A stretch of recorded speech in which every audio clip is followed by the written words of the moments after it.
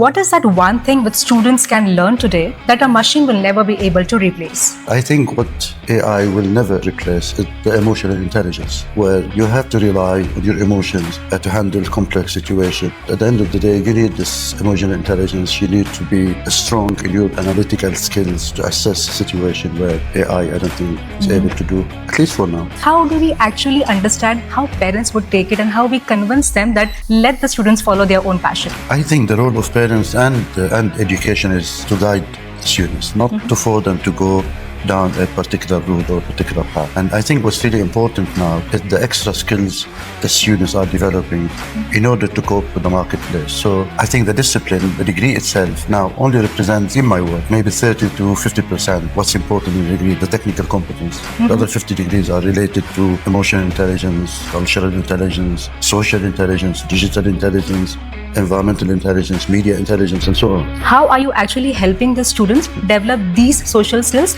that will help them move up into leadership roles? What we do at Abu Dhabi University, we tend to rely more now on project-based education, group projects where they can communicate with each other, they can learn from each other. We can build a team spirit among the groups. So we have to adopt, I think, a different way of teaching, learning, and a different way of assessment, where we rely heavily now on the students presenting what they have learned instead of relying heavily on exams and assignments. But it's the way you can teach the students in this modern age, and I think the problem-solving approach is the right one. Is career in sustainability a smart move, or can I say is green jobs basically just a buzzword, a trending buzzword? No, I think sustainability and climate change are major factors and major drivers now in this world. So studying in a discipline related to sustainability, climate change, green issues is very, very important. When you see the number of people who are struggling because of floods now or droughts, and number of refugees, which are mainly related not just to conflict but to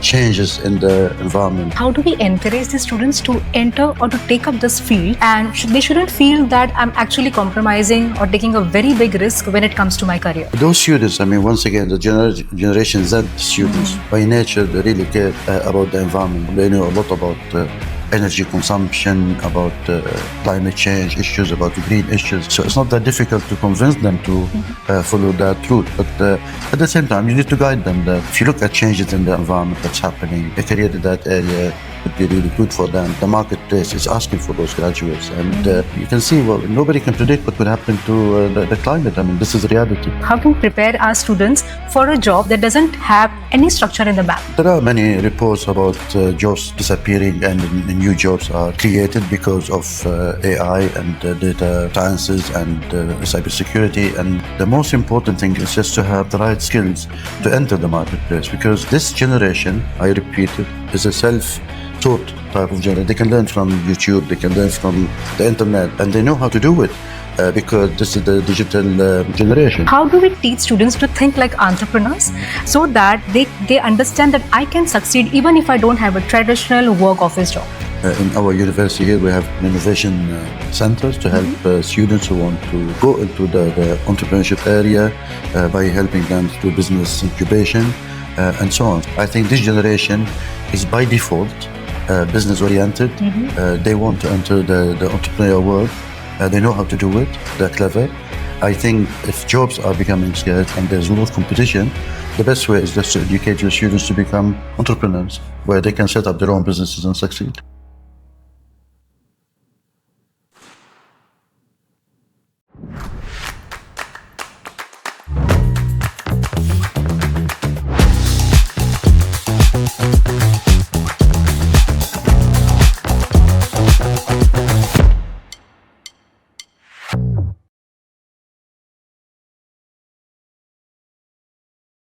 Hello, welcome to Viera Dialogues. Today we have a great educational leader welcoming Professor Ghassan Aouad, who is the Chancellor of Abu Dhabi University, UAE. Mr. Aouad, thank you so much for joining us today on this podcast show. Pleasure, Pooja. In a world where AI can do all the homework and robots can actually build the car, so what is that one thing which students can learn today that a machine will never be able to replace? Thank you for an excellent question, in fact. Let's put things in context first and then see the history of revolutions and civilizations from the hunting times, which lasted thousands of years, then to the agricultural revolution, which lasted thousands of years, to the industrial revolution, which lasted hundreds of years, to the digital revolution, tens of years, and now we have the AI revolution, which is changing our world on a daily basis. But I think what AI will never replace is the emotional intelligence, where you have to rely on your emotions to handle complex situations. AI is perfect at automating certain tasks, helping us resolving some problems. But at the end of the day, you need this emotional intelligence. You need to be strong in your analytical skills to assess a situation where AI, I don't think, is able to do, at least for now. There are a lot of new programs now, programs like cyber law, programs like video games, designing. So I want to understand, of all these options that you have, how should a student choose? Is it okay or is it better that they choose any safe traditional career or traditional degree, or they need to choose one of these fields which are up in the market? I think you have to choose what you have passion for. You have to choose the program which you really like. Of course, the future is in cybersecurity, AI-related programs. They are very, very popular now. And I think it would be even better to have a combination of maybe hybrid programs where you have AI and other subjects. Because of the nature of AI, you need something to counterattack what AI can do for us. So subjects related to humanities, social sciences, psychology, and so on become very, very important. But at the end of the day, students should choose what they like, what they are passionate about, whether it's a traditional program or even those new and modern programs. I think this generation is a self-learner type of generation anyway. Even when they do a particular degree, they can learn other disciplines or other skills. I don't think there will be any problem for them to choose. But of course, I mean, like you mentioned, video game design, we have a program at Abu Dhabi University, which is absolutely amazing, and the cybersecurity program, the AI program, they are very exciting. We have a lot of applications. We're dealing with Generation Z. They are the digital generation. Right. So they love technology, they are very competent, fluent in using it, and these programs are exciting for them. But at the end of the day, you need a specialism in all disciplines. I mean, in order for this world to survive. And as I mentioned to you before, really students should choose what they really like. So you think when we have to choose between this traditional safe degree as well as the upcoming and exciting programs, how do we actually understand how parents would take it and how we convince them that let the students follow their own passion? Yes, I think the role of parents and education is to guide students, not to force them to go down a particular route or a particular path. And I think what's really important now is the extra skills the students are developing in order to cope with the marketplace. So I think the discipline, the degree itself now only represents, in my word, maybe 30 to 50% what's important in the degree, the technical competence. The other 50 degrees are related to emotional intelligence, cultural intelligence, social intelligence, digital intelligence, environmental intelligence, media intelligence, and so on. So when you look at the types of intelligence, I did some research, there are 21 types of intelligence. I remember when I was growing up, people used to ask me about my IQ. IQ is important, but it's not the deciding factor. If you want to find a job now, employers are looking for graduates who are competent, they understand leadership, they understand negotiation skills, they understand research skills, analytical skills, and so on. And that's what we do at the university here. We have the graduate attributes where every graduate should have them, whether they're digital competency, communication skills, presentation skills, and so on. I have seen companies say that today's generation, they are great when it comes to technology, but when it comes to face-to-face communication, at the same time, handling a difficult workplace situation, this is where some of them struggle. How are you actually helping the students develop these social skills that will help them move up into leadership roles? Yes, very important question as well. Of course, I mean, with the technological advancement, AI in particular, we have to look at our curriculum, our assessment. What we do at Abu Dhabi University, we tend to rely more now on project-based education,